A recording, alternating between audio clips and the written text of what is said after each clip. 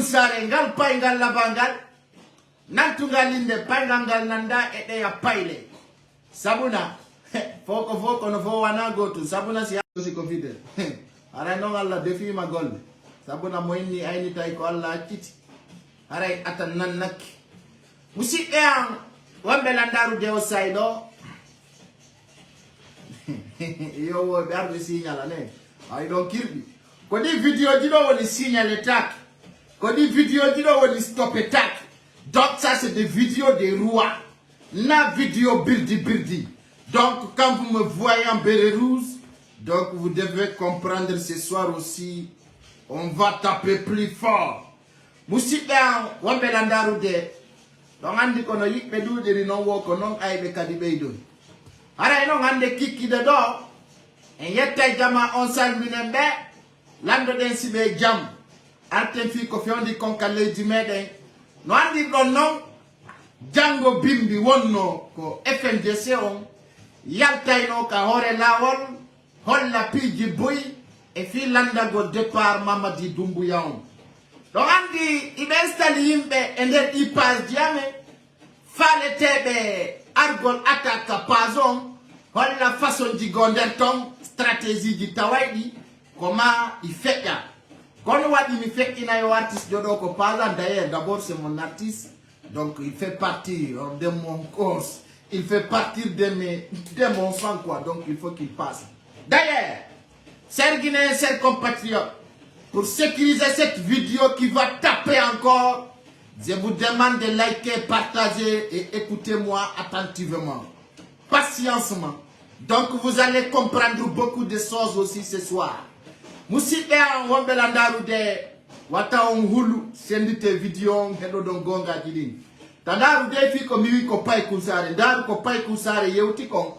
Bawto ko anduda mo aka fewndi do, ndara kadi ko fewndi ko e ko honno woni yarude.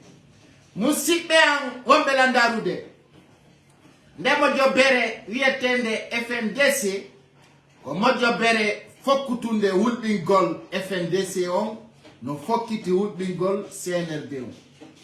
Joni non, dans stratégie on a constaté des fraudes flagrantes et hande tawo yimbe buino sikude ko kulo redu wadi si be remporti mais oui ça sammi goddo sarire o yaltani mamauba ada ay position andi de wipiji di fo a jetta yela sa jettali elan awa wata famude ko honno wona yarede musibbe buyi yai ronka famude sabuna e falaka yo pay kusare wowlu to ndadi be yenno be lam fo ko jogitibe fo kontoy jogitibe kontu jara ay photo di mabbe ala nder ton donc c'est des pères qui restent derrière à s'engager joni non FNDC on holli rapporti mi andi tinna do non Guinébe ben ko yore tobbere laabunde kadi woni ko mi yewti mi andi tinne bita kuran kam posti photo al min ni CNRD on devi 5 milliards francs guinéens fi déstabilise gol o manifestation fokudo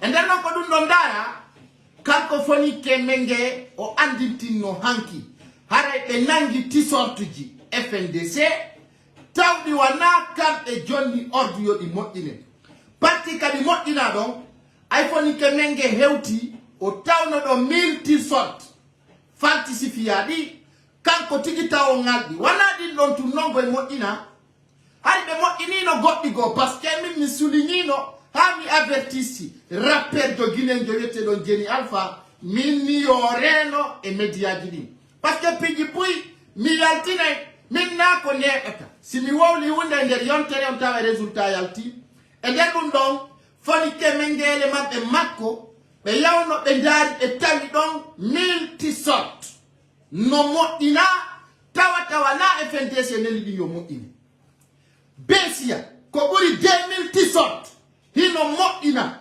joni non ko ndara tawa nder ton ko hombo moddini din t-shirt ji e ko hombo addi din t-shirt ji. Et pour quelle raison?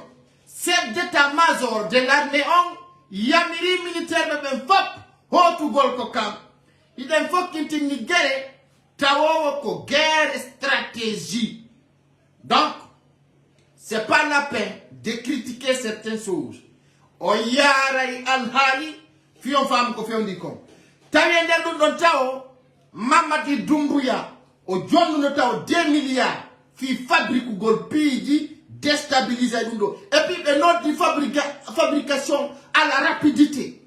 Mais Geti Kadimboudi, mais Johnny certains gènes dans plusieurs communes.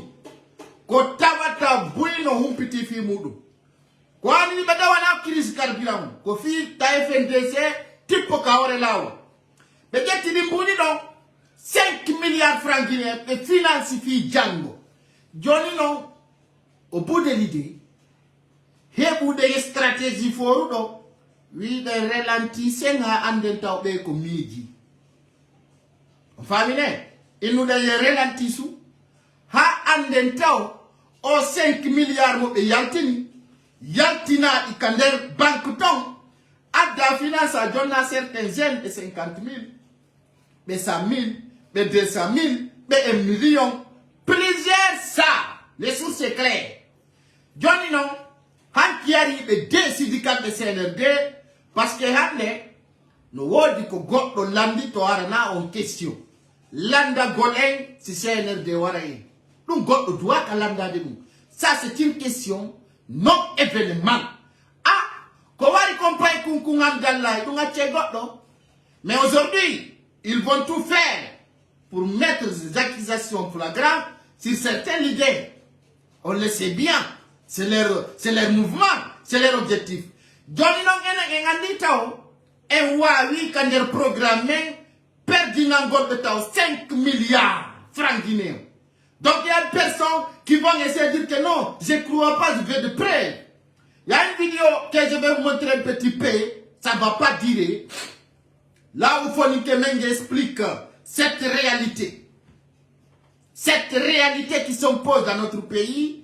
Et Kawakaboui, Haroun Pita qui nous non. Il va décider, il va décider quand les CNRD, mais what est catastrophe en l'Église. Parce que, mais wawata développe go. Johnny non, fi oma, fi ama, il faut qu'il tienne l'autre lato, quand l'Église mène, comment une stratégie, nous a retiré un pigi mapédine.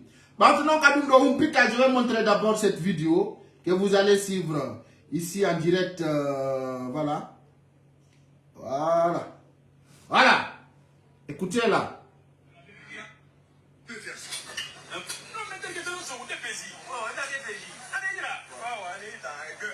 Ceci prouve à suffisance qu'ils sont en train de... Oui, là, c'est pas moi qui a fait cette vidéo. Je me demande de partager des pésions et polissons. Et Jonna Minoko 5 milliards francs guinéens. Woni ko CNRD akiti. Mais non des militaires de Kadi, mais douano abiyude. Taïtoum Kang Alpha Yao de décider bataillon Yalto. Et donc, ou qui totono et à coup de population, aïe l'ongandi, qu'on fait ikon et nekke libui, yen wawata, yiltita de moudou.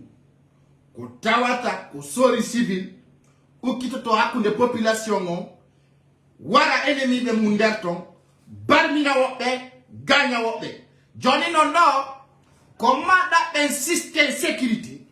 Tawo otao, ko faut kiti confort parce que non, mais amata wargol, n'importe qui et n'importe comment est voulu. Wadi, si piou wadi, ko yon anduta ko on wadi si wadi.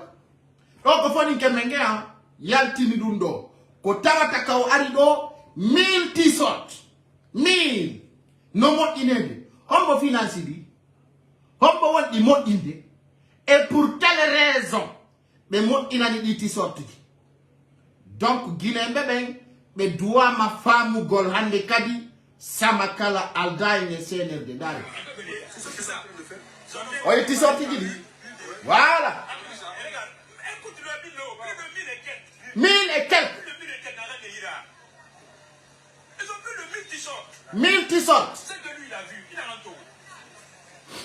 Plus de 1000 t-shirts. Maintenant, il y a un peu financier là. Elle est sur le des comptes manifestants. Mais ça veut dire qu'il n'est pas le seul à qui on a donné ça. C'est possible. Il n'est pas le seul. Il n'est pas le seul. Il y a d'autres qui sont en train de travailler dessus. Alors, les chaînes qui font le fait qu'il a. En temps normal, vous voulez dire, un colon. Non, voilà. Donc, on reste pas sur ça seulement. Vidéo mi postino CNRD de Yaltin 5 milliards francs guinéens. Ani puis il faut quitter parce que il y a des Guinéens qui minimisent les sources. 5 milliards francs guinéens. Woni comme et prépare nous fi tabasugol FNDC. 5 milliards de nos francs guinéens qui étaient préparés par les CNRD. Malgré tout, on a nos agents secrets dans la République. Précisément, on n'indique pas de personnes qui nous donnent de vraies informations. Néon Andou, nous sommes très forts. Très forts. CNRD avait dit 5 milliards d'or, mais nous doutons nos militaires de même fop. Quand ils camp. Parce que nous, on dit qu'on est préparé. Mais voilà, nous jamao. Tawata na nano yimbe be mijorino. Parce que si nous marchons, parce que y a des cas, Hari Mama di Doumbouya ordonné comme il était concours fait, hein. Yimbe benganda. Hari Mama di Doumbouya atotao, nundo anilede. Mama di Doumbouya hari ordonné Kang Alfaya, Kang Samori Touré, Kang Makamboy. Hande be tira ino ka République de Guinée. De 4h à 9h, couvre-feu on a dit, mais on a une décret et 22h KRTZ. Quand on va mal payer Bouigoy, mais on a une couvre-feu et on a fait un faux programme, mais Yaltina Kadido, mais il y a une couvre-feu, donc manque de carburant, il pidi donc faut que on a une hank. Hande Kotumbe Jessuduno à partir de 4h du matin. Mais dans le monde de Tao, FNDC on a couru pour s'en sortir. Mais c'est les sages qui sont venus autour de nous. Quels sages? Est-ce que quoi l'a dit? Quoi l'a dit Seruna Souma Yaïdo? Est-ce que quoi l'a dit Sandoua Yaïdo? Est-ce que c'est lui de Forêt ou Haute Guinée qui était là-bas? Aujourd'hui, quand on appelle les sages de la République, on sait de qui on parle. Mais, Pidinko Al-Hal, le Dessou Dundo, si Taou non on a reçu déjà perdu dans 5 milliards. En République de Guinée, Tawai non dit, mais what dit sur place, fit tout déstabilise le gouvernement. Et what dit moudi, et moi qui n'étais sorti dit, Tawai ne s'y fait royal tout non, Django, et Ngandaro, qu'on fait qu'un autre candidat de Menderton. Kono, FNDC on, et Djentoto, et Fama, et Nana. Donc, si nous y a des denis, allez, nous mo'i, Mouradou mo'uru, parce que ensemble nous vaincrons. Chacun peut contribuer dans ce combat. Donc c'est Yarini et Ngandai Pidi Bouinon Derton Yaltaïdi. Donc Moussika Ondalandaroude, il est ma pili mama di Doumbouya Mouradou Mo'uru. Et FNDC on, mais il n'y a le 30. Nyande Tchapantati, nous le rouvert no, si tavi femme diraka, Jama on heutai kahore lawon. Bien entendu, dans le 30. Hara et CNRD on nos programmes à Pidi Boui. Moussi e partager de yotere do. Nyandi tina no unda watere si don konsati. CNRD on be yaltini go do wo. Tuma polémique wadi. Ousmane Nyeloi. Il ont andi depuis le budget go ha jetati wo be budget nai. Himo jogi taka maison centrale. Na handi odua no yaltudi. Ko depuis hetianki. On va miner. Johnny non, mais Japani o Yalta.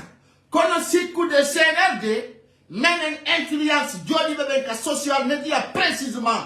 Pas une qui peut déculoter l'État, déculoter qui veut affronter la réalité. Donc, et si coup d'amène, mais on a eu un débat.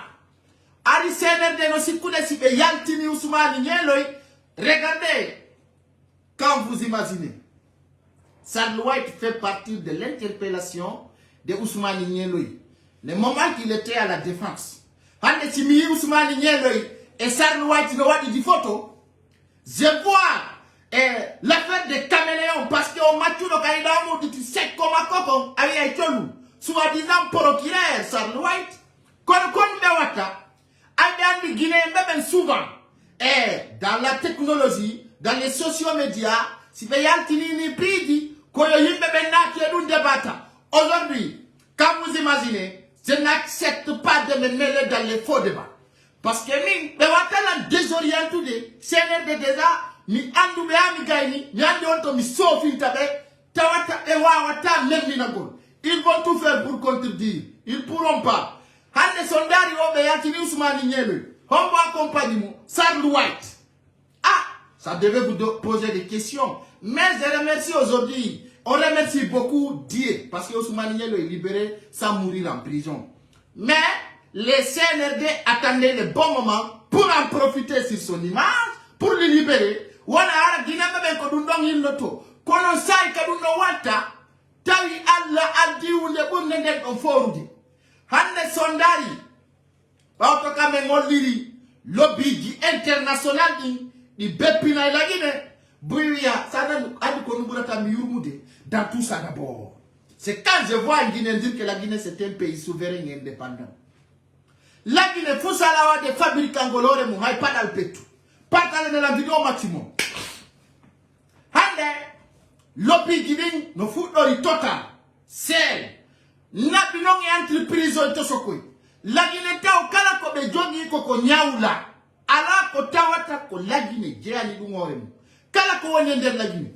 Woni entreprise, woni banque, woni projet l'école, woni kala ko woni sinaka okaden ko nyawli en. Kono woni hande si carburant manki ka République de Guinée. Boyno si kude awase au niveau international. Non. Et il n'en faut type manikabe boulaoube babiuna in. Darbe ni Mamadi Doumbouya itu projet di madi fo dungo porto pe. John Nami. Beno sikude dungo tipingol balo trader Madina no ne. Beno sikude ko hule koleno. Beno sikude awako yangol ya gande décassé. Beno sikude hare awako tipingol conteneur di Philippines di 40 tonnes. Marko mbudi e wado business international du na gotum. Eno non joni Mamadi Doumbouya hike nyawdi mbudi bus e contrat ko duwadi million na porto be gaino be hadi wonno yide kaner paleno. C'est des prisonniers chinois et des prisonniers, c'est-à-dire que touristes tout moi di o mo bi detno mo sinya kaydiji mo jonna. Crise carburant do non ko tawawa si lagine watana di la ko wada tama Mamadi Doumbouya dégager. Bien. Lobby porto ben e wawa ta jonnu gol objectif gidi fop et lobby gidi. Hande 3 bateaux no gari ni ka port la Guinée. 3 bateaux. 3 bateaux goto gasoil idi essence. Sans de aéré. Kono ko wondu wadi hadi dem bateau de don débarquer. Voilà la raison. C'est pourquoi aujourd'hui ce soir, je remercie la nation américaine, surtout la communauté puissante des républicains guinéens qui vivent en États-Unis. Et quand on va tantôt cas du président Mamadou Cellou Dalein Diallo. Donc on dit quand on andata si tayi halamano yade ko si awoli wadi. Mimi jasina fi ay goto sina fi jasin do horemo. Mimo kala lante dini. Ba to ka Congo la yauti en der République américaine wonton. Mi andi tinni yeso kami wawi do mi wi dey wata e jabu présidentiel Ludale jodo don e jindugol e nder salu e kendugol wi a cellulani ke wana woni solution yobe eto o yida e responsabilité de ben e nder États-Unis. Anaki en preuve on m'a envoyé plusieurs photos. Je vois aujourd'hui o yidi e département wawdo mo hollindingol e Joe Biden. E nder dum non mi non si dum wadi piji buyal tay sabuna hande ka fewndi den do c'est ya de stratégie mais non haybe wonana en.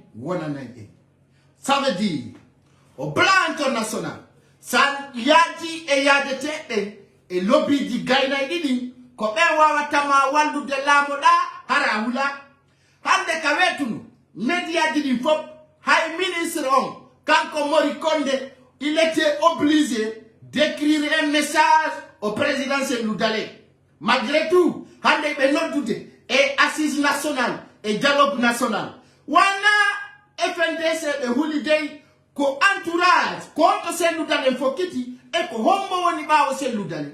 Ko dum non ma pedi CNRD donc comme maladie ou très fort dans leur cœur qui s'impose maintenant.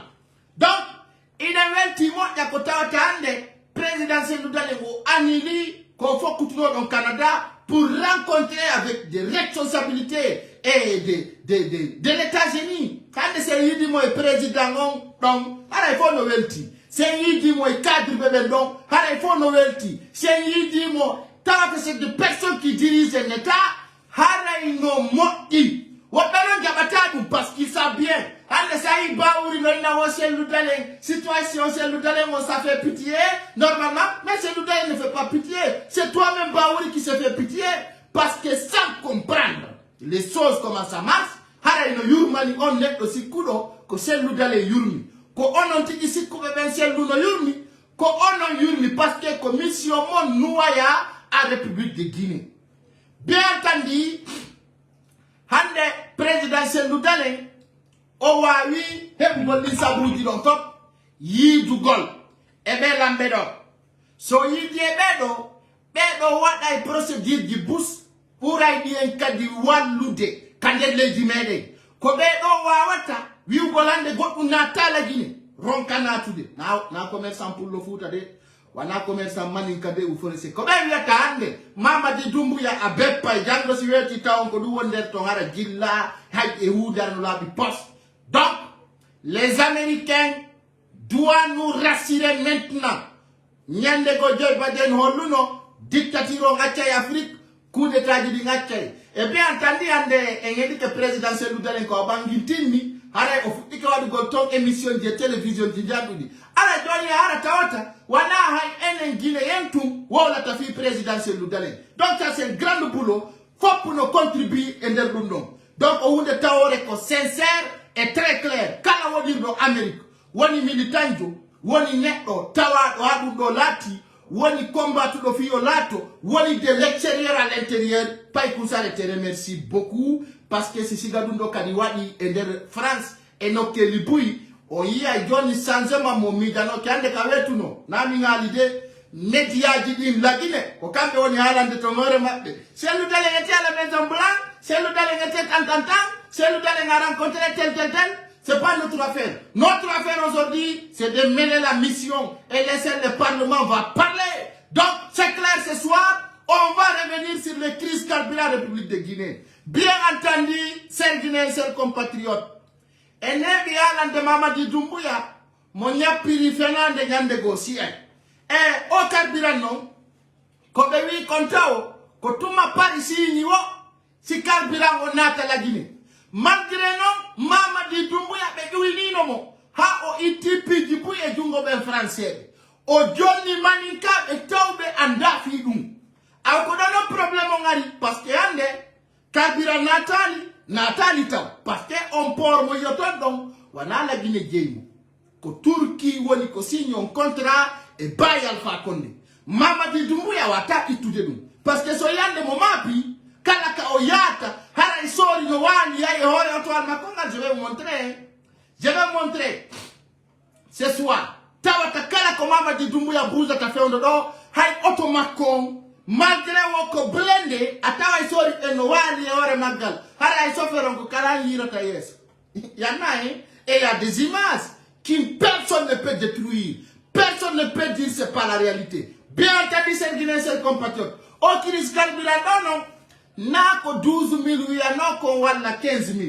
Hanki kami bangi timido, mi yu no be Mamadi Doumbouya yobi, yo aru, bien sûr, démenti sa komi wali kono wadi hu de taunde, hai sa yidala. Tabata komi, wonani ko awona na. Sini yanki ni source, andu a ala kareura. Hawiya a démenti sa yon source. Vous êtes encore petit dans la guerre.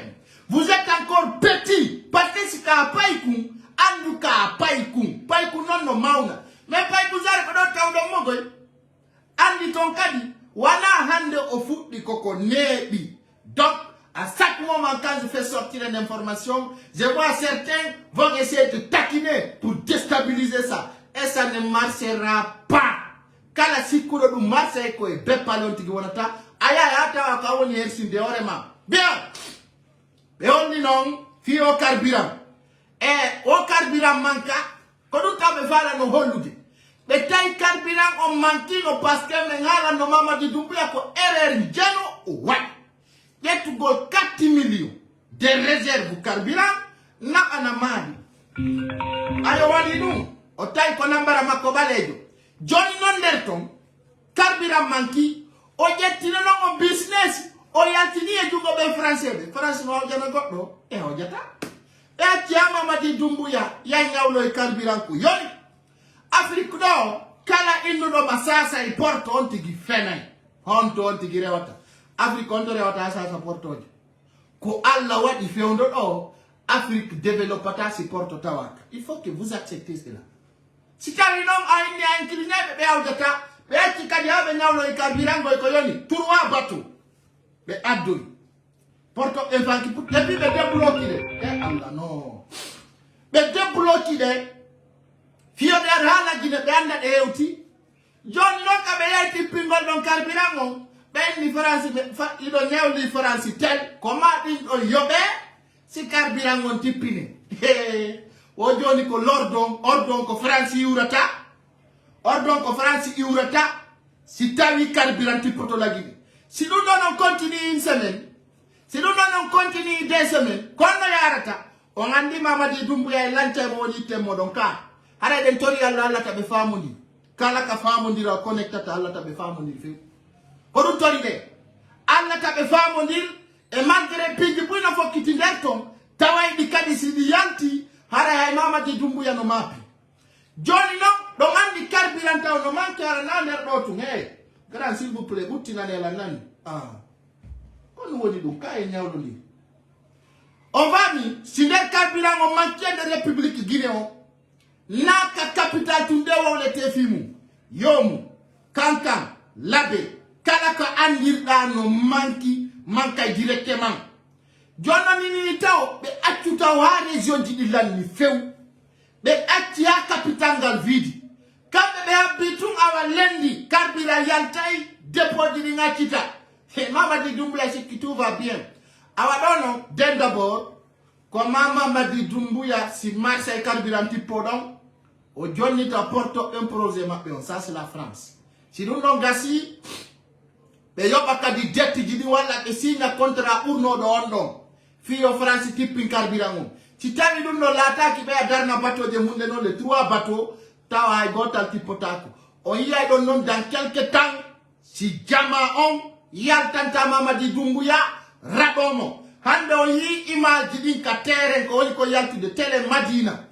Katawa tahande yimbe ben sepu peti uwango noti la doeni gram mi sepi ha siminano ko wala da mi kon hanki mi soda no carburant 30,000 45,000 mi wade mi ala no lagine no fokiti katawa ta kala jogi do auto gara kala jogi ti do auto gara nga kala jogi do moto gara so de velo dirani so de velo dikadi hande dun do lannata parce que fem do ni sa so dali velo yaw gol ma bambe to amdalla yare da ugomu wal modal watoda wala da ba per fermé wal modal happa ni alla defi ma se pugol de na non sama kala mi wona magoy ay sanan taxi moto hande go olandi go taxi moto kabelen envie aller retour mo taxi moto wi mo 300,000 sa fala yoba ma acha don sa fala yoba ma acha don joni no sani ala chogu welo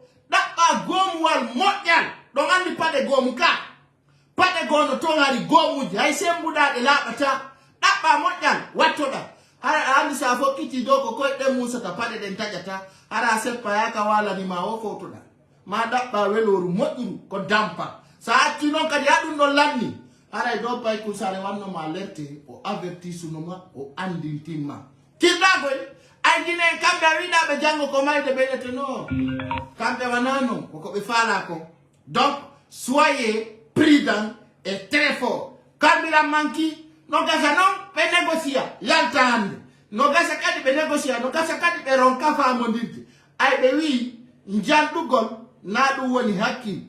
Hakki non ko ma fe bandu wono wo on nano wo sajabi hajuma sajabali. Jodo da don hata wata pade ala hara isi heuti se pugola wata se pugol ay andi tinni o lagene ka fokiti do si carburant manki ko ɗum wiyete crise mondial crise no aysa nano a yahay walla gara e oto walla bungay walla yahay farsa noɗa ko carburant wodi ta nanu manifestation walla ni e ni ko carburant wodi si tawi no ngande ala gomwol ko seppira ñiire ture on yo tama on prépare on ñama hikka ñiire nebbanture a ɗum kay noon si lamni ara ñiiri ngiñe on koyo engage o moƴƴa ñiiri ngiñe et puis kadi donnan ɗo solution so soodi bireedi si ɗe yoori taw hay ko nani si on hayki hara on hayki gurdam monɗa bireedi on son soodoye bimbi ƴakkaka lillede ka nangue haɗe yora naton e nder sakuji si ɓuroyi ɗo seeɗa tawi nebban heɓotako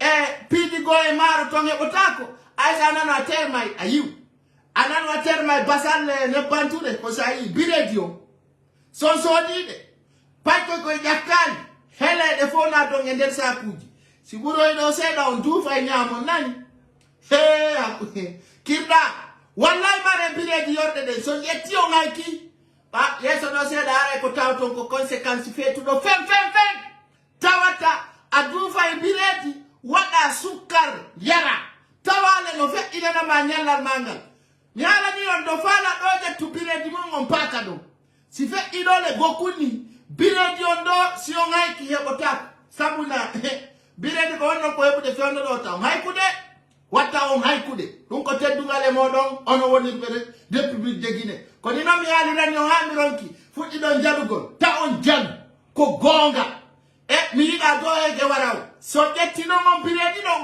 on mari si ɓuroy ɗo seeɗa hara ɗe yoori o waɗay tum hi e nder boɓum ɗon duufon ha moƴƴa ƴettanon ɗon mo kala gokkum siko sukkar si kala ko heɓuɗon jillidiɗon jonnon pay koye muuɗa si ɗum woopi habbe seeɗa minni on ko lobbi jowi luttani Mamadi Doumbouya si ɗin tawimo haray o seekinama taw ƴettu sama kala de musidɓe an wonɓe ɗo darde république de Guinée tampere jandude no fokkitani o hande e nder Madina feeñi feeñi fen laɓɓinani jama on carburant on manki hanki ɓe falano yeddude ɓe yiya ko fenande carburant no woodi minni ok wo ko hutiɗo ko defata futata eyno ɗo jama on yii vous avez bien vu ɗum ɗo ko repkaka capital ni moto on a nanu carburant mo kala nini ko nani station mum no woodi mo kala no dogude burdu e hino ɗo carburant o manki jonnon ɗo siɗa mari gomowal moƴƴat cimenterie kabelen on ɗa wawi engagade cimenterie symphonia siɗa mari gomowal moƴƴal ɗa wawi engagade si tawi noon aɗon ki ɗum ɗon bappa a nana ƴawa e taxi moto farsa waɗani min sina taxi mi yata a nano embouteillage no woodi Conakry wona hande embouteillage ala saare nden a ƴetta e ngal faalaɗa yaara no faalireɗa hande Conakry ko nettoyage poulon embouteillage e yolele embouteillage ala few hande goo depuis Conakry yaccita depuis ɗamu Lansana Conté ko hande waɗi Belleville waɗani embouteillage hande yaadu kalu no laaɓi pos goto darnatama kono faalɗa o yarata si a faala munno to yaadu laaɓi pos embouteillage ala e jaaɗum fof ko fattito ananu lagine ala laawi ko carburant wodi lappoy laawi ɗin ko clair ala hande innugol men dégage kaali men dégage ya police routière ɗum ala foppuno jokkiyaji mum mo kala no engagé e paɗa laɓɓetengal no fokkiti ɗon noon fiika carburant hiɗen tori Allah ta famodiri si famodiraka do e nder yontere min haalanma ko wiyete kon lobby beebinayi Mamadi Doumbouya musidɓe mi daari mi tawi huɗaɗo ko heɓi jawdi o ardinta hakkil awoso wedde wiyeteɗo Paul Pogba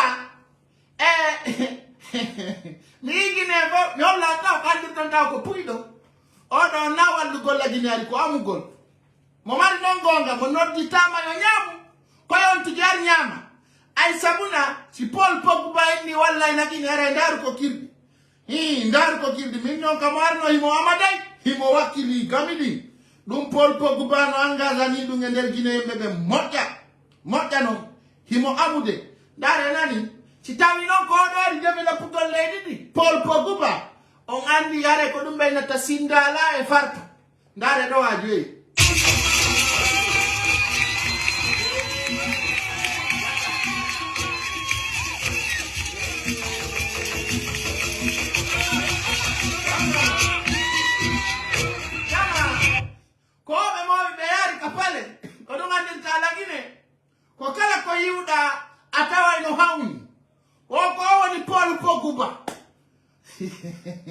ko gonga no be si jonna mabudi ko mabe ara do ngandi be ko jelde placira do ngandi ko jelu mi andi tinna do petit histoire tawo ko Guinée be wambe ben Guinée andu be ben actualité Guinée tawbe ko filo la Guinée woni yarude ko dum be andi partage de la vidéo maximum Samuel Eto'o Alpha Condé nelan no mo yo war la Guinée ko campagne be wadi campagne be jetti Samuel Eto'o ala ko be jindi dal moy der sare ko na kilinde awado wari be nabi mo kapale nini ni mo kakude teto ko andi tata Mamadi Doumbouya goddu sotti ore makonde hakunda ni Allah si min no fet ande c'est clair mi on lanta arrivé Mamadi Doumbouya on kastat hande ka Guinée fopu mapi fi carburant ta dum de mapi ni Mamadi Doumbouya hande sa adda Paul Pogba donc andi koy hotel seru do loza tam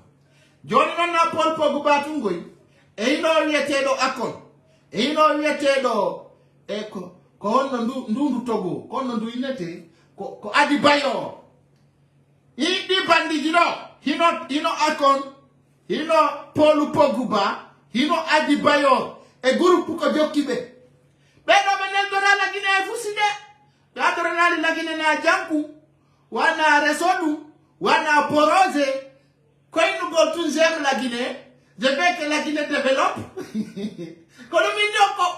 comme boula quoi awata famu de dans quel motif la Guinée no redikili ko gonga beno milla wona ni begoy o mudak beno no dama be adora na pipiru nyande go yalto ay ko jelu be jonna ara kadi ko neba be ko jelu jonna parce que yo andu tutao be ko star be international be ya taka goddo e hore fenande Kofi Olomide kako Kofi Olomide fendon ari tangal Alpha Condé foppu anduno ko jelbe jonnimo be do kadi be nodiribe fi campagne joni non fendo do katawata Guinée foppu no mapi ko nyama ko yar ko walo hibe libi cuudi yimbe wobbe no walde kayasiji senede o yetta 5 milliards finance fi fenan fus parce que d'ailleurs he don andi e jonnu no eni kama no mbuli artiste e fuddike wolde fi majji o wadi don propaganda yaltini do album ala ko gerani marsali joni be addoy be do hande be mobu no jamambe yari ka stade malgré ka citoyen be woni fesude carburant ngala ndiya ngala courant ngala na do ngani ni Mamadi Doumbouya de ko fami nangol jama ko populaire algol stade gi wadani mais on a des images après qui montrent que Mamadi Doumbouya est un con qui ne sait même pas quoi prendre, quoi laisser. Donc dans ce sens, mais on a un autre, on est mignon. Mamadi Doumbouya il fait l'idée. Hey, d'arrêt mon béa dit. Quoi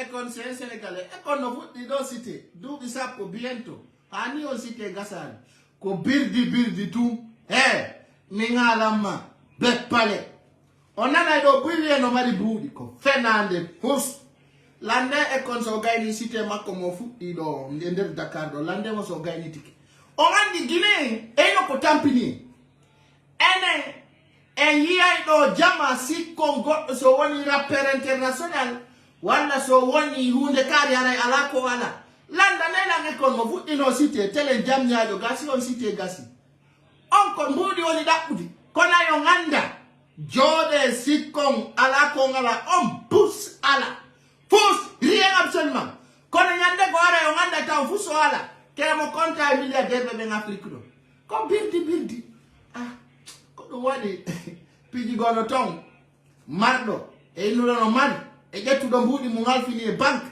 ande ben siko gotum bien avec plus de Guinée Comment jama on fama adi bayore ekone Pogba beko inatamano mariko bepale onda mamari jawdi ko Sadio Mane no osini mano malimbudi hol yaw ka village makko Ndara ak Dakar do lando da bienji Sadio Mane di Ndara ka Sadio Mane woni ton e ko hono woni yarude bebe yata do foppu no hawto do yara lagine wiya kanyum no malimbudi foko penale ningalama nyan ano nganda ko kala ko yino wono do holi do sikule ko numbe mari fusi dia absolument fus be e ayanda buri parce que anga nyawla ki ay goto na e condition goddo wonda benno kusala fudori ekon nabi Paul Pogba nabi o wiete do honno Adebayor tout récemment là mi do mo wulla ka social media do himo wiya jama on e himo yoba ni minya makko mi anda appartement Paris kanko ronki benno mari goddu ben fusala be pale Afrique do marko budi on ko Sadio Mane ti fekki don no gassa seda ko Samuel Eto'o Ndare wano Didier Drogba ensi no mari intanji he ko puido tu yata lagine jodo dal Mamadi Doumbouya neddo tawdo o ala hus ili absolument wondo dabbude ko nyama ko yata to moyni may ko no mari goddum landi mo hono e kon wada ni Senegal wala nata ka Google Ndara wiya hi e kon chanteur américain Guinée ivoirien e onno sénégalais tapado wiya be adane bienji de ko wadi di on suma hollete lando da Sadio Mane on suma be addanti sadari ayo be nete do ko Nabilai Keita be do fop sa addi andare hay no wadi no busta obe atuma be ala e penal kala artiste do wala footballer do molida no base e intérêt politique an fuso wala sina fenani kono ay tun Guinée kanyum ko propagande welata podo yoto Mamadi Doumbouya falete dai ngolo mais ça ne marche pas bien. On va revenir sur l'actualité guinéenne. Bien entendu, et nyande gore kadi minu non, wana Mamadi Doumbouya harika julir de Bambeto.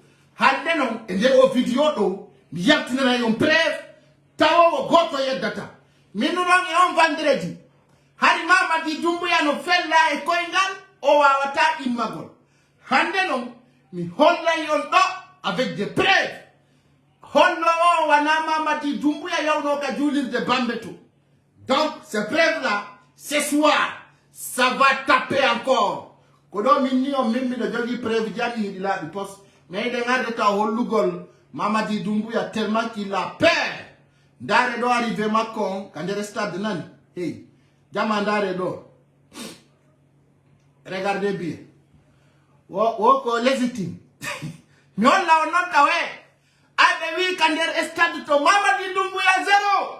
Hey, stade on faut pour notre ni. Yon dono Mamadi Doumbouya dogiri, yawna e otowan. Ndaro dono yon. Hey. Kander stade to. Faut pour ensemble wi Mamadi Doumbouya 0. I do not only Mamadi Doumbouya ko dogu do jay kander auto direct. Mi on la on non. Be anda no be yatti ni mo nder tongoy parce que be sikkude ara be attaque. Yon la on jaba. Vous allez voir cela. Ndare do e. Ko ender blende wa direct be jawno yim. Oyi ndare no so yo le ore magga.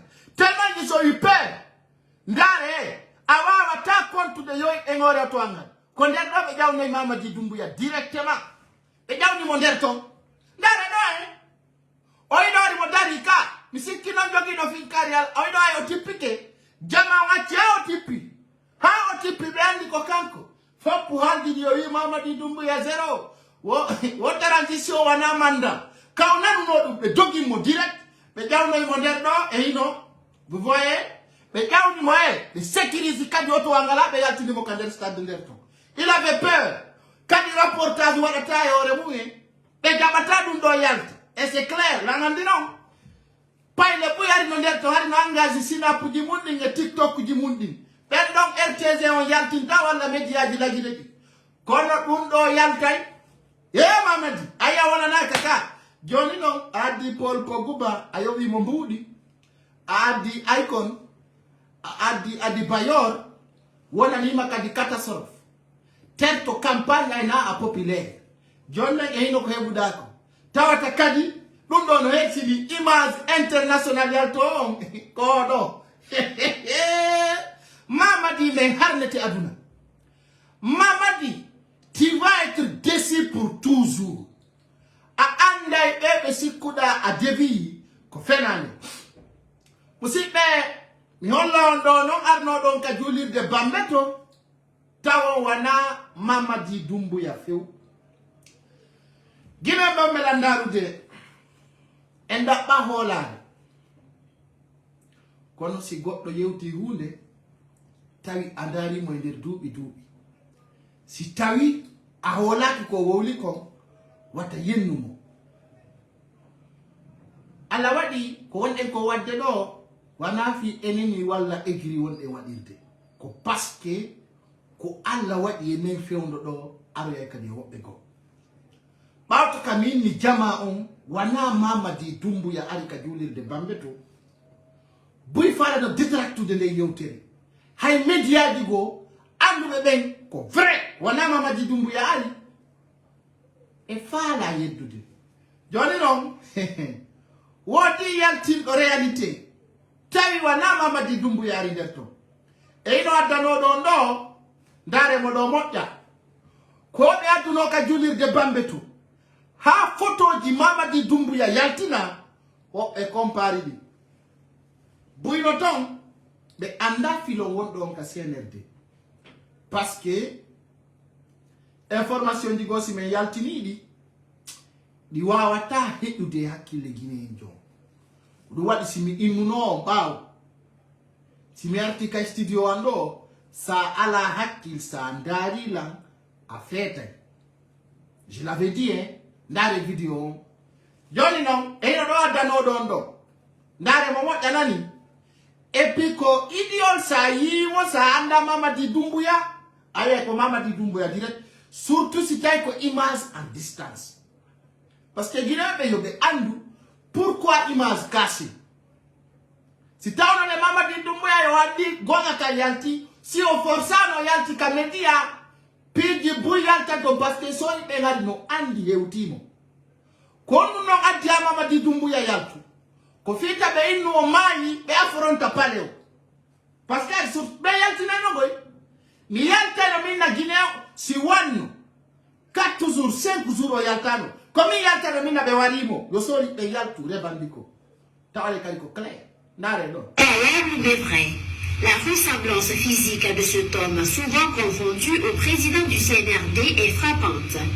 Habillé en tenue militaire, on dirait même Mamadi Doumbouya en personne. Depuis un certain temps, le partage de ces photos sur les réseaux sociaux ont attiré l'attention des Guinéens. Mi dari mi wowli minni o wana Mamadi Doumbouya. Je voyais des commentaires qui m'identifiaient, qui me traitaient de tout. Mais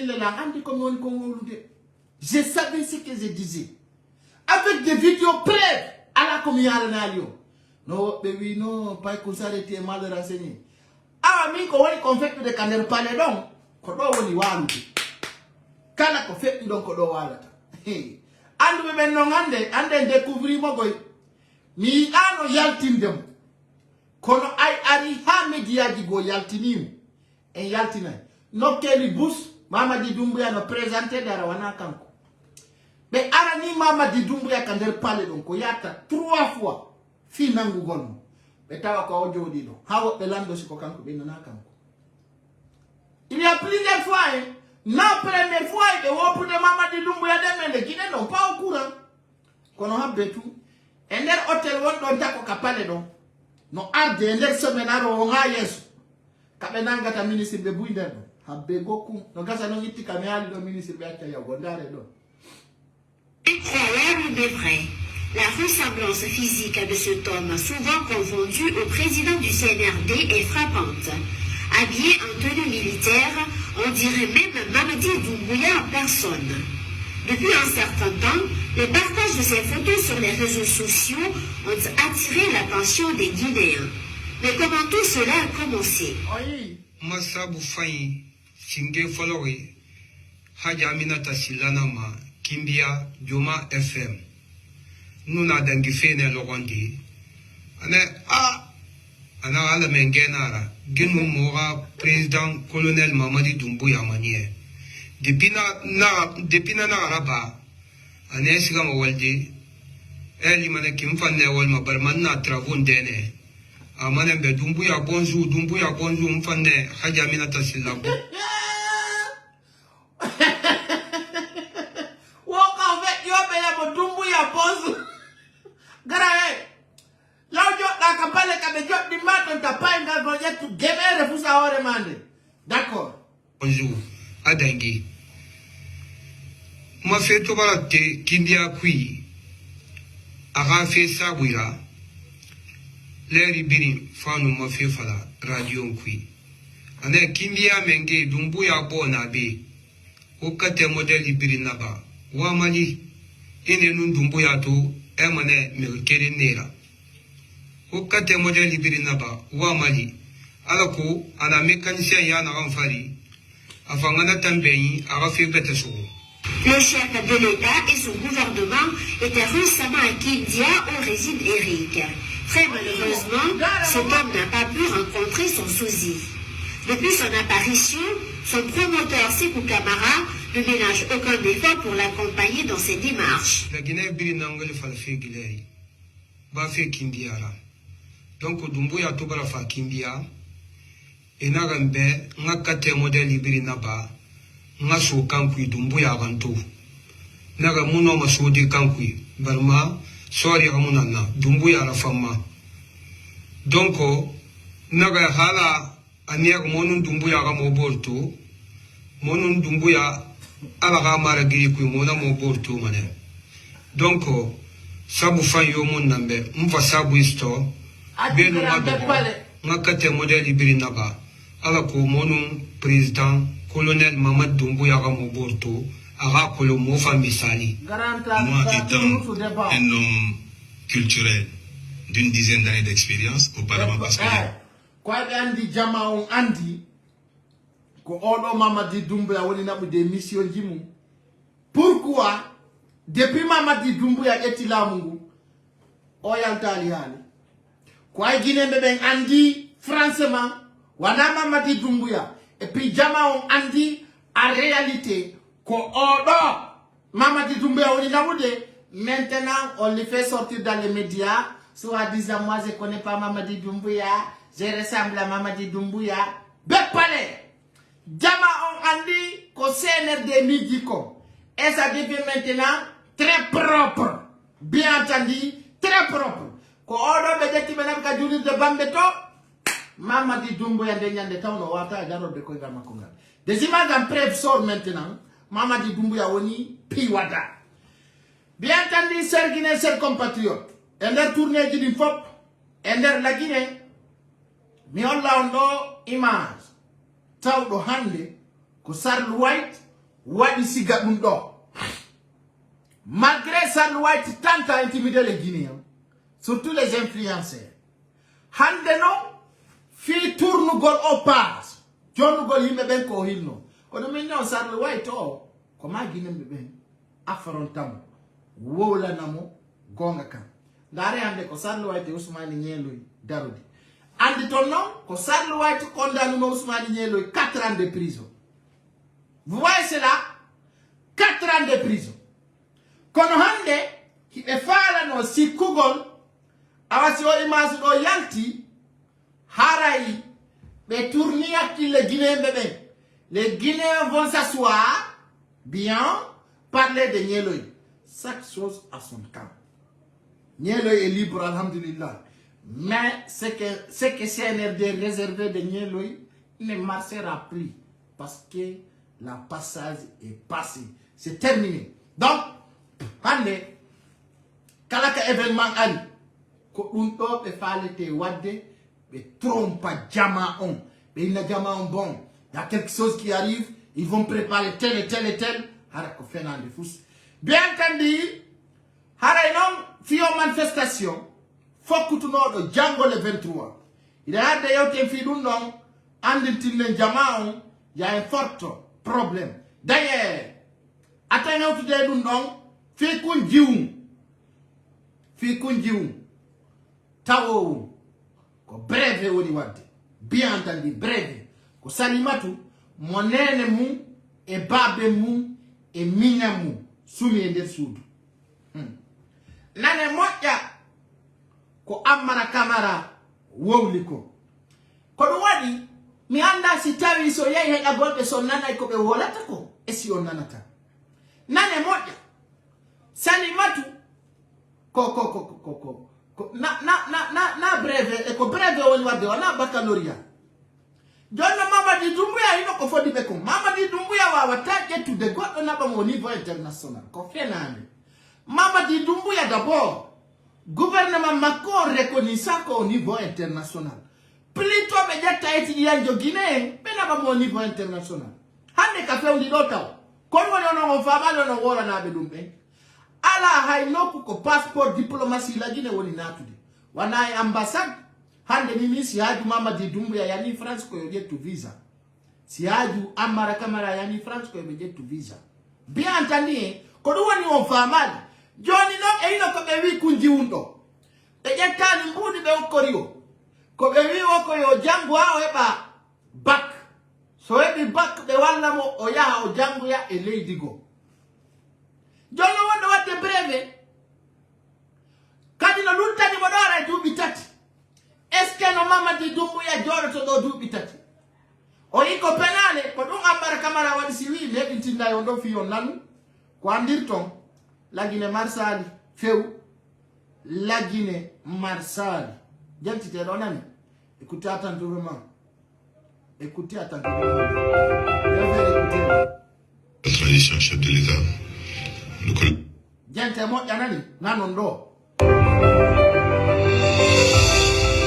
fille Safiatou Diallo aujourd'hui en audience la transition chef de l'État le colonel Mamadi Doumbouya a reçu notre soeur, notre fille Safiatou Diallo aujourd'hui en audience. Safiatou a perdu ses parents au cours d'un incendie pendant qu'elle était en classe d'examen. C'est un acte qui a touché le chef de l'État. Joni noon ka Mamadi Doumbouya woni taw ɗiɗo ɗo sa touché l'État kanko Ammara Camara ɓe yejjitino waɗali hay 2 semaines hiɓe wari ɓiɗɗo goɗɗo e nder hamdallahi o yika o wima non étiteyagal maɓɓe ngal c'est-à-dire c'est des caméléons flagrants mais ndare ɗo en tant que père de la nation il a non mais ça c'est honte Mamadi Doumbouya n'est pas père de la nation o andi CNRD ɓe koma ɓe andine taw ewa na élection laamuri Mamadi Doumbouya n'est pas père de la nation on devait vous faire comprendre ça Mamadi Doumbouya wana Guinée njo votanimo fiyo laamu donc CNRD c'est croire que vous êtes légal hey, Allahu Akbar mais comment me rappeler ils sont pas les pères de la nation donc ils devaient arrêter cela. Il a mis ses équipes en la tâche pour rechercher la petite Safiatou, non seulement pour lui présenter les condoléances aujourd'hui, mais lui dire qu'elle a un père qui va désormais assurer le rôle de père que ses parents biologiques faisaient pour elle, sans ses petits besoins, et continue à assurer sa formation, continue à travailler la suite d'un succès au brevet qu'elle a fait, et ses études au lycée seront prises entièrement en charge. Et si tout va bien également, pourra bénéficier de formation universitaire, soit dans tout cas dans un pays étranger qui lui a été signifié. Alors, ça c'est bien entendu. On a dit déjà odo, ko birdi be wadi rewni modum do. C'est une simple campagne. Be jettiri kunjium e nabi ko ngaka nder pange. Tina du ngande. Ibe duano o nabugol do ko wadi do candidature ay ko luttani mo do ko jangugol. E naba mo janguya kono kom Mamadi Doumbouya no andi wawata yettugol mo naba dans les pays occidentaux harako au nom des gouvernements guinéens parce qu'ils sont pas reconnus au niveau international o ko yo jangu don ha o heba bac on famine si be bénéfice mo nabugol mo wo e leydi jalaniri o ya o janguya no gasa be jetta o be faire au Maroc do be akitira non et il y a beaucoup des étudiants guinéens qui souffrent dans les pays étrangers qu'ils connaissent précisément à Maroc. S'il te plaît, ça a une dani. Non. Quand je suis en direct, j'aime pas que vous m'appelez.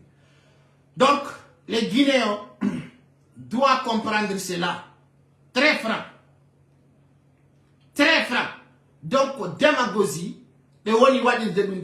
il en profite de faire cela pour faire semblant qu'il est gentil. Mais c'est faux. Mamadi Doumbouya, comme manipulation flagrante. On est en Guinée, bébé.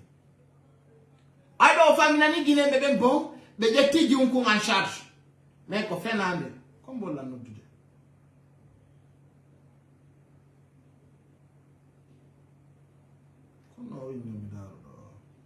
Ok.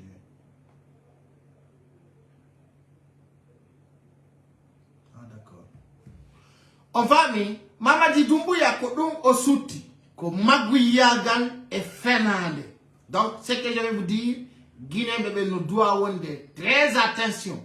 Beaucoup d'attention. Qu'on est au Fernande de Mamadi Doumbouya, qu'on nous Guinée, bébé, wawata femme de Doum Fernando. Wata femme de Doum. Donc, c'est Guinée, c'est compatriote, Wambelanda Dosaido, Mamadi Doumbouya, ils ont andi, mais Marco Viete comme problème intérieur. Mais ande, au 5 milliards, nous avons déstabiliser le gol. Le CNRD, nous avons 5 milliards, puis déstabiliser le gol FNDC, nous avons 5 milliards. Si nous avons tout nos dit, nous avons l'école, c'était bon pour eux.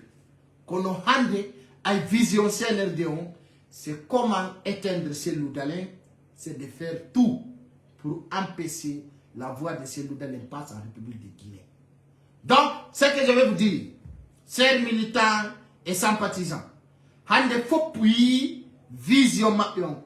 Quand nous avons Mori Konde, parce que nous avons le FNDC, mais nous avons Tibili Wota et Djaou, Yidugol et Mori Konde, c'est un las.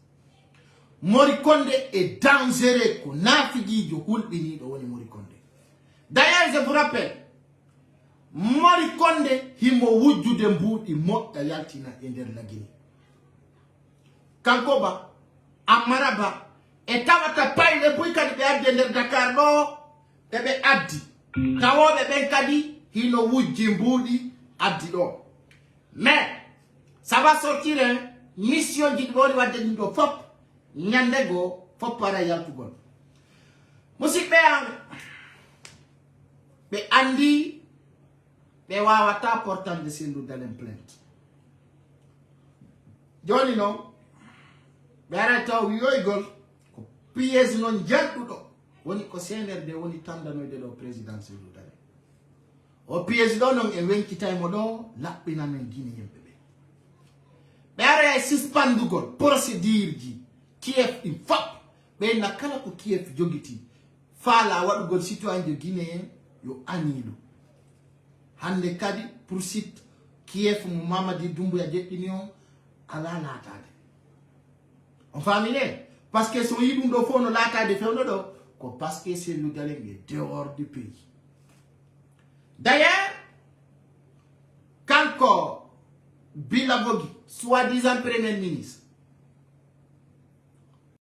oui, kadi himo noditi parce que quand son anita ou hino nodita si opposant Guinée on noditede ko selu dalende wana Sidia wana Lansana Fuyante wana Ousmane Kaba wana Ndita Bebendo Fap ande tout simplement son nani parti politique no noditede fiyo noto selu dalende na iboto de joni non ko piezombo be tandanta présidentielle dalende d'ailleurs min influence on taw ça je vais dire kala ka mire orata mire wa rewete den fo fita selu dalen hebo to confiance pour qu'on fandude ko fotata 0,1 ta o holo Mamadi Doumbouya sama kala e sobe min dum don wonay mission am kadi deuxième mission am mire wa rewete den fo fita Mamadi Doumbouya e selu dalen ta wodir dum ko mission am. Quand on dit ça, Alpha Condé la Guinée, il faut que ma Guinée bébé femme, qu'on te révèle islamique. On dit que tu dois te responsabilité du peuple. Sondari, Alpha Condé, on a d'accord. Et là, ça n'a compté. Et Kalagolo Doudou, et là, ça n'a compté. C'est clair, hein? ko histoire windaɗo waali tawa o jillani ko ndare nder histoire Alpha Condé fof dira toute son opposition ha hande kanko e Lansana Conté ɓe waɗali accord. Donc kala guinéen je wiɗo no wadde combat fiyo Doumbouya e Cellou Dalein joɗoto mi anditide ko proposition fenade marsata to andi sa bonnu Cellou Dalein waɗaniɓe faveur ji ɗi fop o jonniɓe opportunité ji ɗi fop o woni tani ɓe gite ɓe faalamo sorkude ñama ko ka nder gite makko. Joni ɗo personne parmi toutes ces ministres si on faala wata on tampintino, vous n'aurez pas l'accès sur Cellou Dalein parce que tout simplement o jalani on ƴakkimo linkeɗe o liɓi mo suudu ndu e hoore fenande yawɗon koosuɗon ndundu labbe e hoore fenande jattuɗon plantation makko e nder koya e hoore fenande faala ɗon mo toñirde Air Guinée e hoore fenande o yaha waɗa jalo gonɗo o yaha o waɗa assise hakkunde mon honɗo. Mais les Guinéens qui parlent ça, c'est des démagogues. Il faut qu'on le dise. Donc, dialogue voilà, on appelle tous les partis politiciens autour de la table. On n'a pas besoin.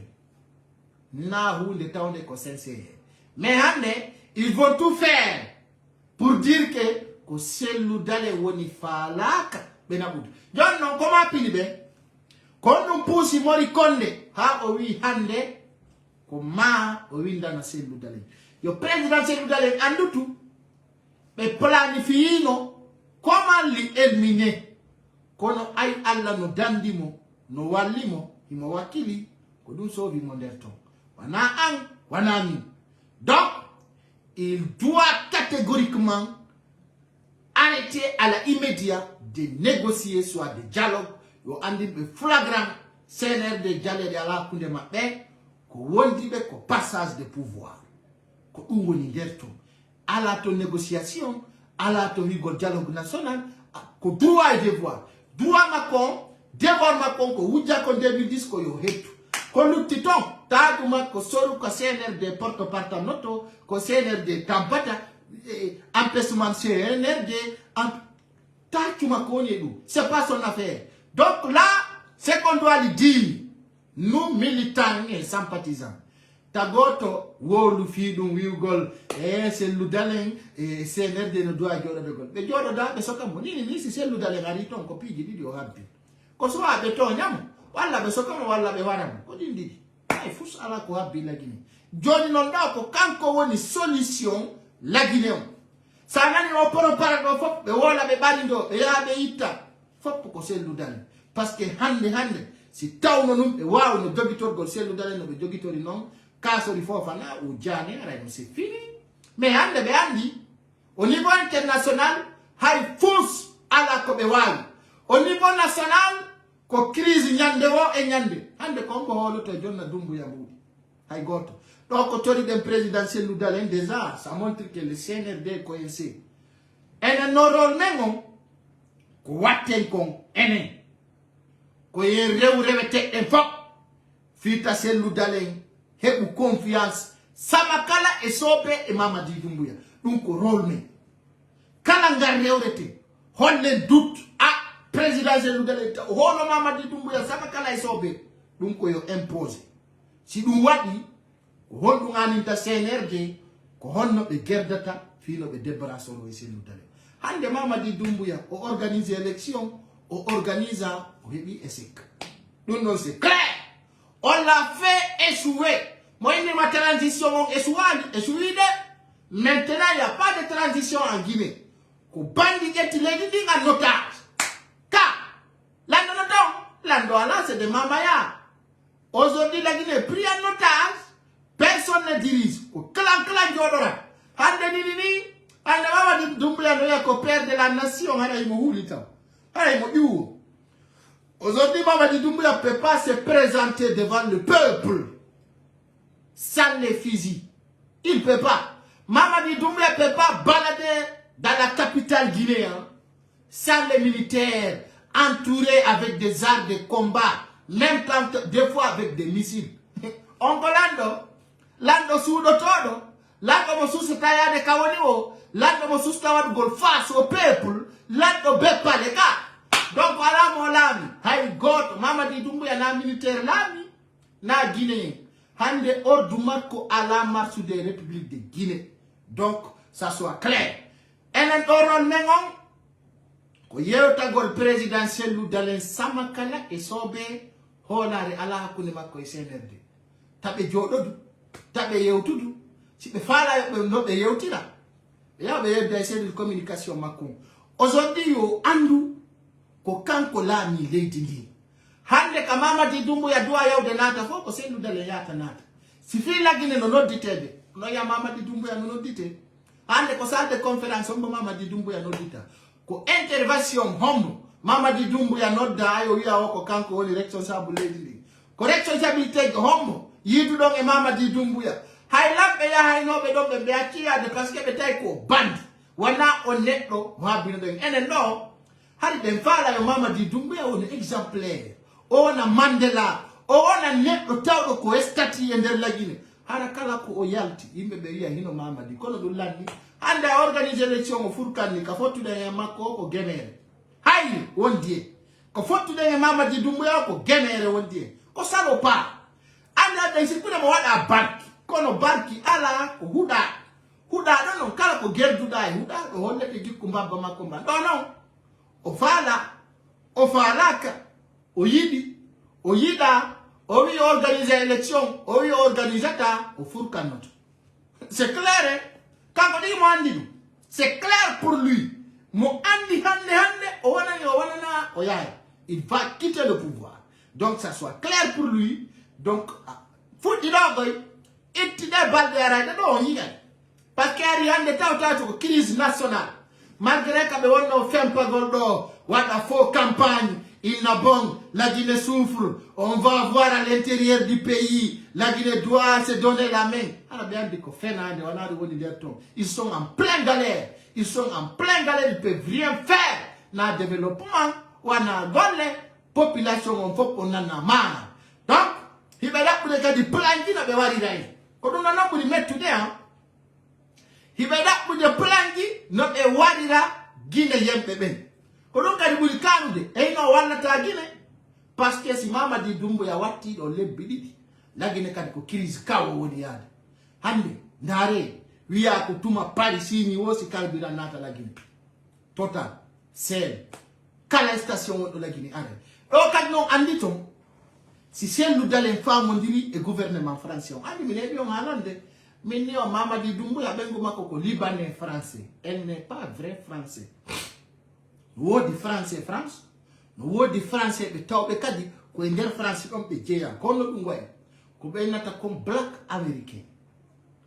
Awa bengo Mamadi hande ta o yi bengo o yi porto je duty non. Photo wa liundu. Bengo makoko nare hardani. Ko vere Liban.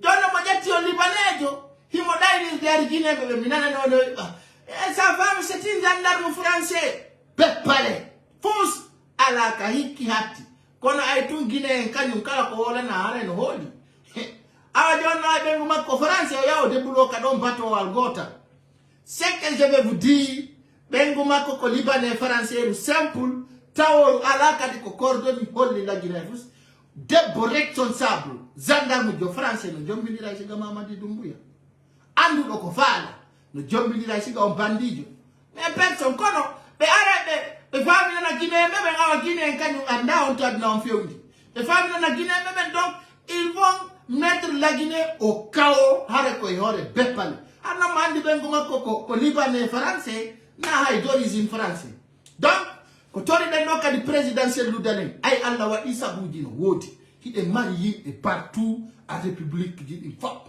et continent dini on tori den présidentiel lu dalen so ardi France yo andimbe ay don andi taw hay réseau orange ko France dji e réseau orange Celcom ko américain be ben dji on famine ko yewtu dugol e mabbe e der lagine o signa kaydiji din kaleta sopiti monsimandu morula rula kako lura dun do foppo signa wona France jettira no faalira so iwri don kadi o yara risi o yida e Poutine kanko présidentiel udale il a la capacité o yida e makko o yakala ka bosti ki yaltirta lagine woni siko kamu woni siko ka leydi woni siko becce woni siko der hino e juude ma Poutine jonna lamu o territoire ko dialogue national assise national ko fop ko fek e fop walla tay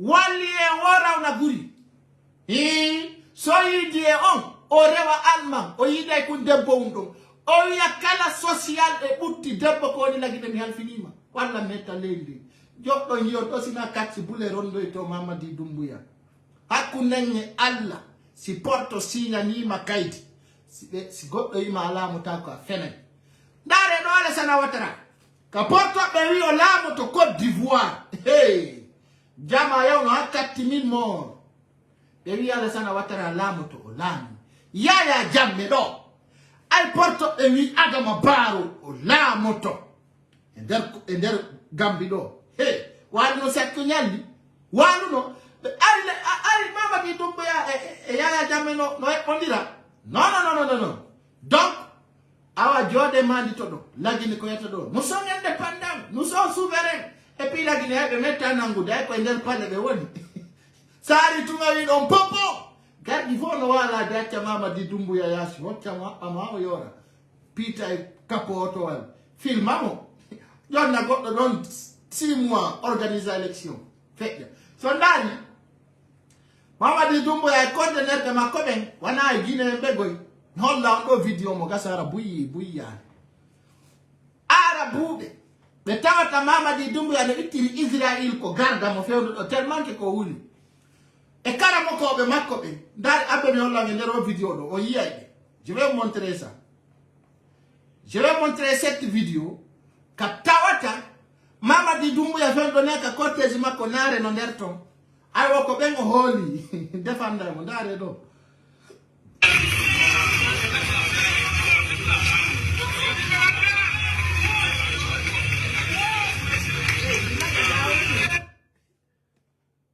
abbe mi dappita ta vidéo abbe j'avais cette vidéo ici avec moi katawata voilà siki kodo ndare do nani abemi holla on nare be oy karamokojo makko godo debbo na debbo ni de ko karamokojo makko ni hippi do perruque mais je vais vous montrer ça vous allez comprendre dans les conversations du mabbe di nani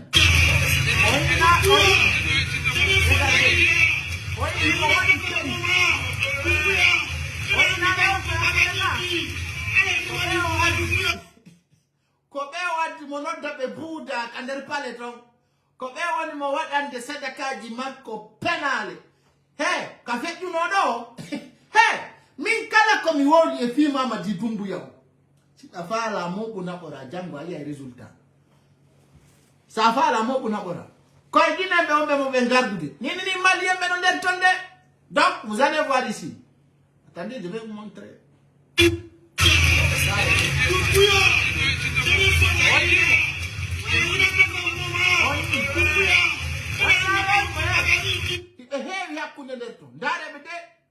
ndare be nani be do fo wobbe ko karamo ko be makko wobbe kadi ko gidda ligne ndare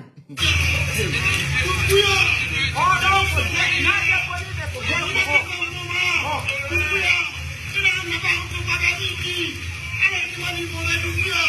Monsieur le Président, la jeune Nigeria continue.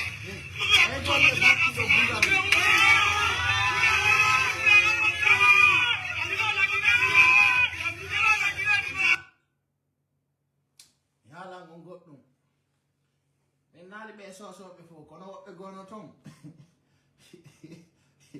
on terto so o jikku mo birde quoi on terto so dum Mamadi Doumbouya fewdo do ko malien be e karamo ko be makko yurbe Israël woni do ko be woni mo kordonude o yo wadda da perikka ko nar kono no wata famude piji buino yaltude ni e fe makko ko tawata nyande di woni ka public o ngalta e Mamadi Doumbouya wana juldo Mamadi Doumbouya wana yurmeteɗo ko kafrijo hulɓiniɗo tawata kadi stratégie ji makko bourse yaltina e sayji araji ɗi.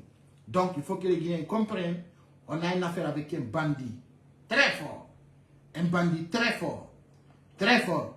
Musidɗa on belandarude jamando andu carburant on ko tori ɗen komo kala ko yo jogo sakta ken e fewno ɗo ni ɓe wi lantenen Conakry no yeye de 40 000 woɓɓe no yeye de 45 000 hiɗen tori carburant o yo waro ha 50 000 ha hewta 50 000 ala andi non ɗo min jogoto frontiére ji buy si ɗon faala mbuuɗi ay mi nani woɓɓe no arde ni ka frontiére ji ga wonirɓe ka frontiére Sénégal ɗo e Gambie soda carburant naɓa Conakry ɓe rewna boke woɓɓe naɓa labe woɓɓe no arde ni Sierra Leone woɓɓe no arde ha Guinée Bissau soda carburant naɓa lagini business on mi humpitike mo o hewti lanɗo business on donani kon ɗoni wadde ko ƴettugol carburant Guinée Bissau woɓɓe ƴettira Sénégal woɓɓe ƴettira Sierra Leone addanada lagini kono si juuti laaɓay ɗum ɗon fof kadi découverte walline ɗo laaɓana jama on poyi ko jokkuɗon kon par ce que ɗin piiji fof ko tuuningol hoore mum on fami kono la handi ko business on ɗo wadde business wonko ni ɓe woni haɓɓirde ɗum e motoji. Je vais montrer un exemple image qui passe là actuellement ko ni piiji ɗin woni feƴƴirde ton ndaare ɗo abbe mi holla voilà on yi oɗo ko tiraɗo photo ni himo iwrude ɗum woɓɓe wiila donc teddugare mo ɗo yiɗo 1 2 3 4 5 bidon himo rondi carburant kono ɗum ɗo fo en ala hawjude taw ha carburant on ronka natude e nder lagine ko on suma noon andoton crise on haɗa ko toriɗen président selludalen kala ka o yaari e leyɗe ɗen ko yo etto o yida e autorité on ɗon ɓe jondidira juuɗe o wakkilo yo andutu hande ko kanko laami lagine. Donc ça soit clair, ça soit très clair pour tout le monde e nder république de Guinée on ko président selludalen woni ko laami en ko kanko woni représentant leydi ndi. Hande Mamadi Doumbouya hay ka stade o wawani ƴettugol débat ko doguɗo. Donc ça montre aujourd'hui l'effort qui est puissant. Kadi FNDC on ko jama on wallito manifestation ji ɗi wonira lié ɓe échoua o gonga maɓɓe par ce que CNRD on ari préparé infiltré ɓe taway ɓe defayno gasa masiboji buy e voilà on andi ay tan Alpha Condé ɓe waɗano sida ɗi piiji ɗo e goto kadi ala no wadde ɗum on sal bulo ɓuri Mamadi Doumbouya oɗo waɗi simi wi on e Alpha Condé ñawetake no gasano si carburant on ngaɗi ɗo ha en Alpha Condé kay no artude lagini par ce que hande on dari télé Burkina e ancien président on e président de la transition on ɗon ɓe joɗodi omo Mali kamɓe warimo pourquoi Mamadi Doumbouya hani yaltinari Alpha Condé haray ɗum ɗon kadi militant RPG on no landita goɗɗum Mamadi Doumbouya parce que on dari on tawi télé Burkina lanɗo on Burkina e président de la transition on hande ɓe joɗoduno ɓe waɗi essence pourquoi pas en Guinée hani ɗo eɗen insistude fi yi'ugol Alpha Condé haray jaman kay no duwa dolnagol e ɗum par ce que sa dari hande télé maayi e humpitike on ɗon maayi télé Burkina hande lanɗo on Burkina de la transition o e ƴettanaɗon Kinapa kamɓe ɗiɗo ɓe joɗodi lagine non hani e joɗodani e yaali Alpha Condé e télé e nanay tun Alpha e heyi Alpha ari goto anda si ɗum no wuuri e sino maayi enen to wariɗen Alpha Condé le 5 septembre hara Guinée ɓe no duwa landitagol ɗon président de la transition soi-disant Mamadi Doumbouya. Donc je vous souhaite une excellente soirée. On se retrouve demain soir à partir de 20h, Inch'Allah. Je vous embrasse.